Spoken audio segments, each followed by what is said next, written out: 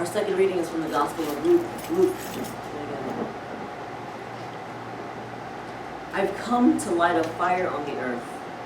How I wish the blaze were ignited already. There's a baptism I must still receive, and how great is my distress until it is accomplished. Do you think I'm here to bring peace on earth?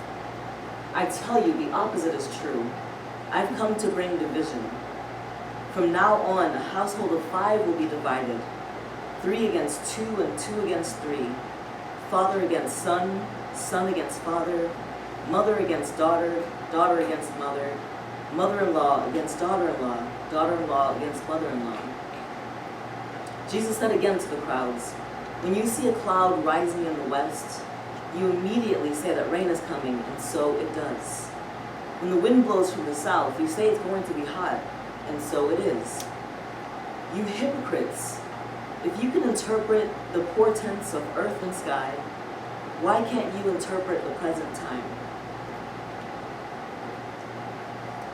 May God add a blessing to the hearing of these words.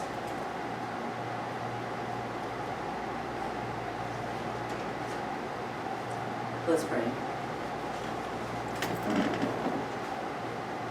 Gracious God, we're inviting you into our midst, inviting you into our hearts and our minds, into our ears and into our spirits, asking that you will peel back layers so that we can hear a word that you have for us on this day. We ask that the words of my mouth and the meditations of our heart be acceptable to you, O God, our rock and our Redeemer. Amen. Talk to me. What are some of the dangerous items that can be found in a household? Hammers. Knives. Saws?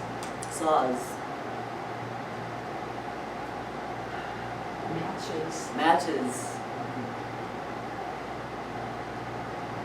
Toothpicks. It's the #1 choking hazard in America. Or 2.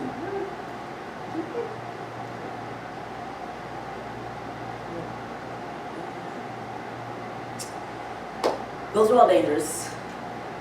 But on this morning, I want to argue the case for one item that is more dangerous than all of these others that you've named. Do you want to hear it? Oh, sorry. I was going to say my mouth. Yeah. I can't even say yes or no to that. I'm just going to let it linger. My argument, though, for this morning is the lazy boy chair. Beyond the dangers of getting stuck in the lazy boy chair's reclining feature, and I may or may not be speaking from actual experience, the danger of these chairs are found in the soft and squishy goodness that gently and convincingly beckon for one's tired body to sink way into it till forever. Amen. The lazy boy chair is dangerous because once you're in it, there aren't many things that would make a person voluntarily get up out of it. Nowadays, they even have features like cup holders and snack pockets and remote organizers and book storage that make a person even more likely to sprout roots while sitting in this chair.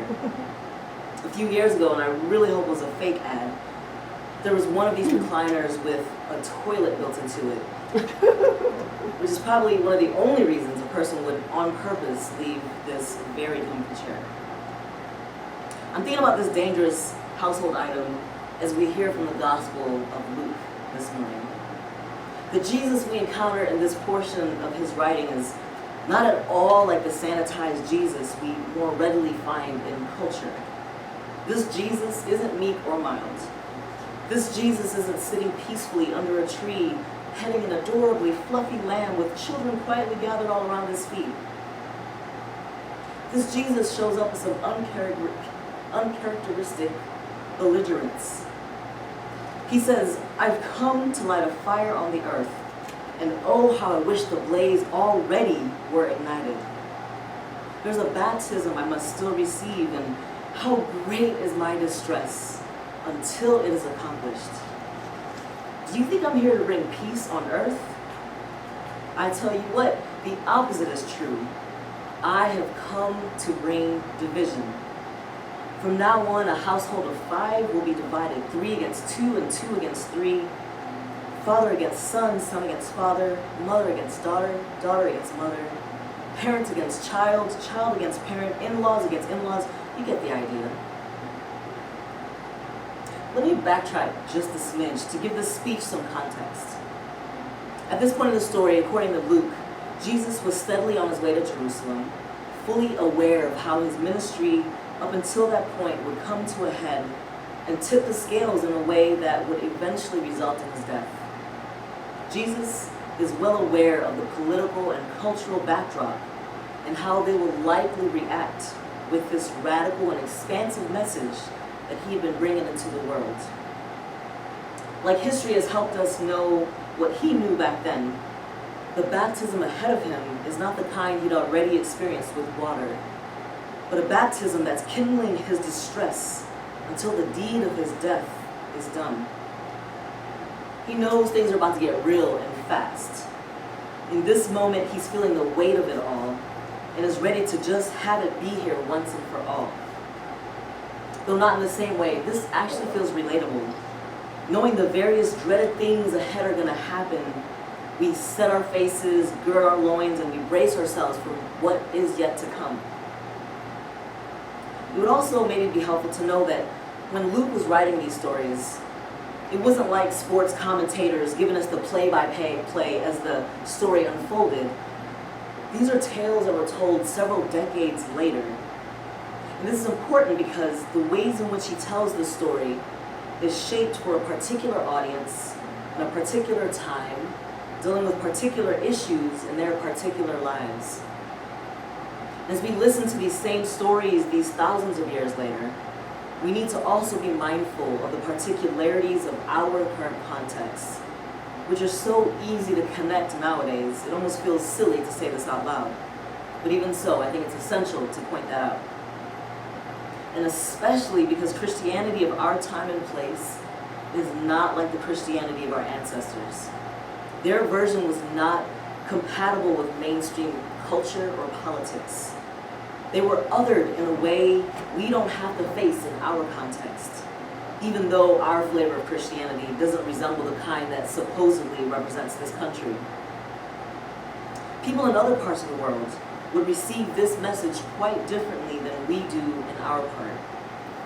People in a church across the state or even across the city would receive this message differently than we do here at this church. And we need to highlight that as we receive this next portion of Jesus' rebuke to those who were listening back then.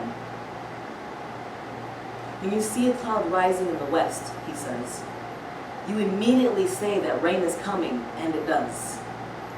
When the wind blows from the south, you say it's going to be hot, and so it is. You hypocrites! If you can interpret the indicators of earth and sky, why can't you interpret present time? That question is sharp, and if heard in a way that Jesus harshly delivers for the sake of urgency, it ought to convict us in new ways. If we can interpret the indicators of earth and sky, which we do with a whole bunch of accuracy and with a lot of technology, why can't we interpret the present time and all the abundant ways for us to respond? Lately, I've noticed there's a particular phrase I've been hearing increasingly more, and it's almost always when I'm speaking out against various injustices that are going on legally and continuously. News headline after news headline keep revealing opportunities to continue to expose and nuance the way too many wrongs that befall way too many communities for way too long. And it's fascinating how quickly people share this phrase when I share my observations that maybe they hear as accusations. Maybe y'all have heard it too, or if you've spoken it, I'm not judging you, and I also hope that maybe you'll be open to hearing how it sounds. Do y'all want to know what the phrase is? Stop being so divisive.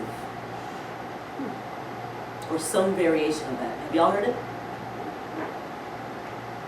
I have to admit, there's the petty part of me that was so thrilled to re-encounter this text this week, because now if I'm feeling a little feisty, I have a built-in response the next time someone asks me why I'm being so divisive.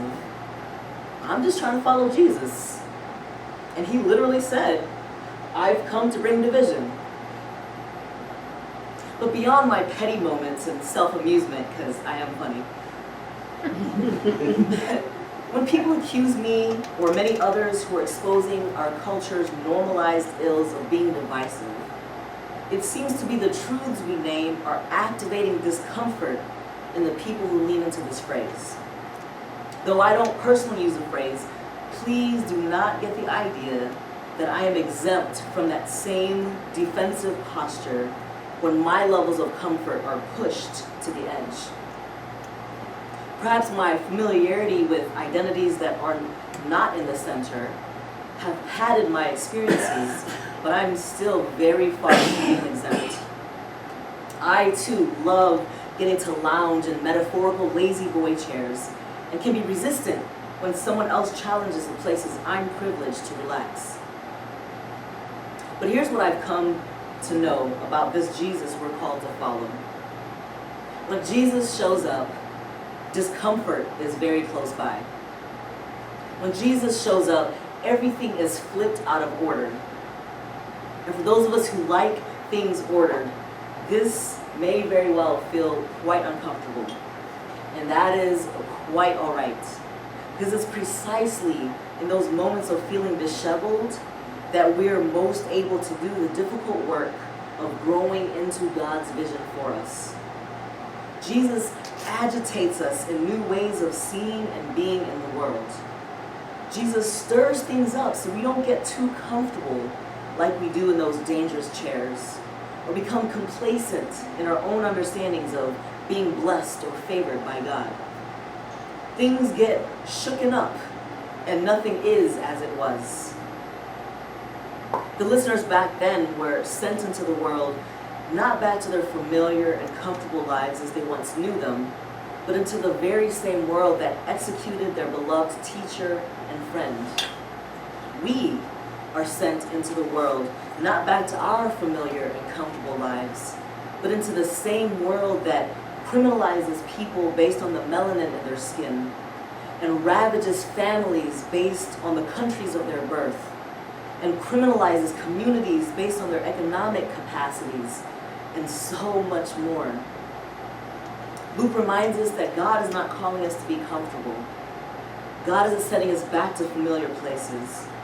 God stretches and God pulls and God pushes and prods and provokes us into new understandings that shape our words and actions.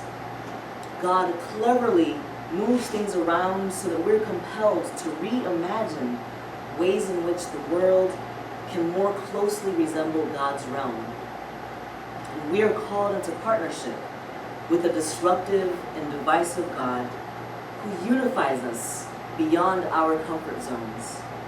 Thanks be to God. Amen.